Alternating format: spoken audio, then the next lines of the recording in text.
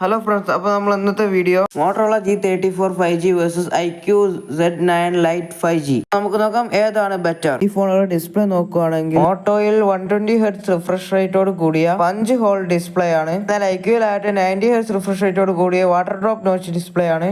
Main ക്യാമറകളിൽ വലിയ മാറ്റങ്ങളൊന്നും തന്നെ ഇല്ല. ഫ്രണ്ട് ക്യാമറ IQൽ 8 മെഗാ പിക്സൽ മാത്രമാണുള്ളത്. ഇരു ഫോണുകളും 5000 mAh ബാറ്ററിയാണ് ഉള്ളത്.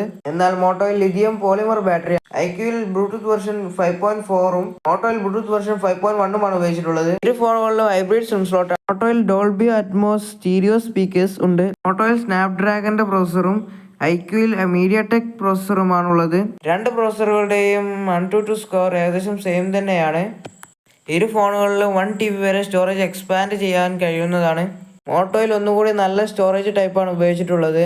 ഈ ഫോണുകളുടെ ഡിസൈനിലേക്ക് വരികയാണെങ്കിൽ മോട്ടോ വീഗൻ ലെതർ ഫിനിഷിലാണ്, എന്നാൽ IQ പ്ലാസ്റ്റിക് ആണ്. ഈ പ്രൈസ് റേഞ്ചിലും IQൽ IP64 റേറ്റിംഗ് നൽകിയിരിക്കുന്നു. മോട്ടോയുടെ ബേസ് വേരിയന്റിന് 11,000 രൂപയും IQന്റെ ബേസ് വേരിയന്റിന് 10,000 രൂപയുമാണ്. എല്ലാവരും ചാനൽ സബ്സ്ക്രൈബ് ചെയ്യുക.